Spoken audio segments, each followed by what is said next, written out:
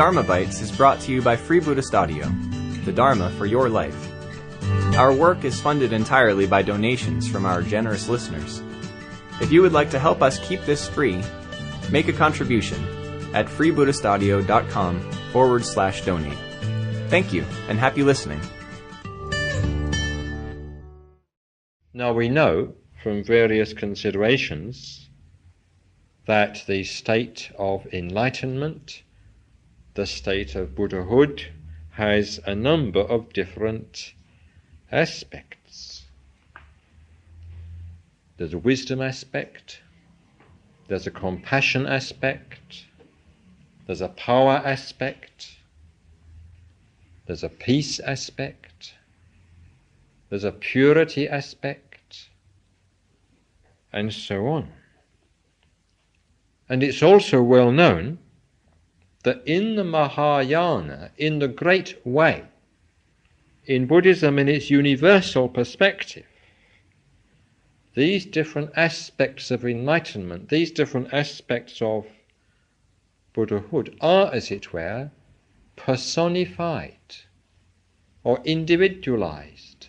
They take on distinctive, recognizable forms, even personalities.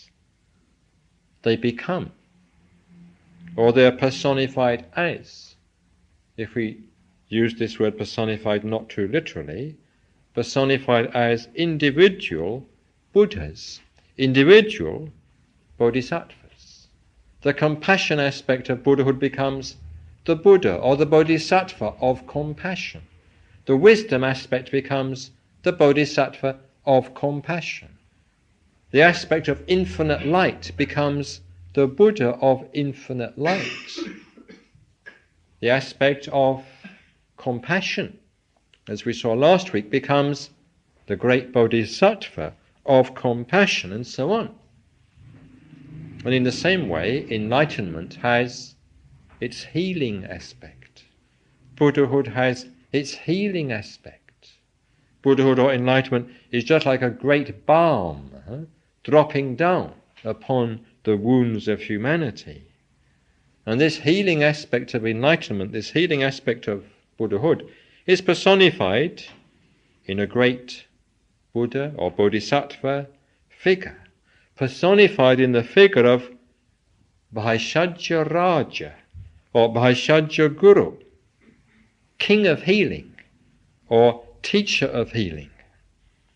And this king of healing or teacher of healing appears sometimes as a Bodhisattva, sometimes as a Buddha. And as a Buddha he's known as Vaidurya Prabha, which means azure radiance, blue radiance, or rather, translating very literally, the radiance of the semi-precious stone lapis lazuli.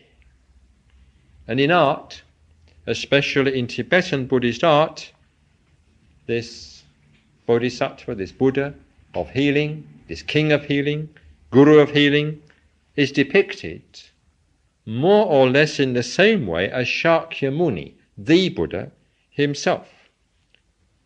But he's depicted not with golden complexion, but with a deep, brilliant blue complexion. His whole body is blue, though he wears the monastic robe like Shakyamuni, and in his hand he bears, as his distinctive emblem, an amlaki, as it's called, an amlaki fruit. Now, translators of Sanskrit and Tibetan texts call this an emblematic myrobalan. That's apparently its name according to botany in the West. I've never come across a myrobalan personally, whether emblematic or otherwise, and I must confess that in India I don't remember having seen the amlaki fruit either. But we may say that it's a sort of highly medicinal fruit, said to be used, at least in legendary times, in Indian medicine, so it very fittingly is the distinctive badge, if you like, of this Buddha, of this Bodhisattva. We hope you enjoyed today's Dharma Bite. Please help us keep this free. Make a contribution at freebuddhistaudio.com/donate. And thank you.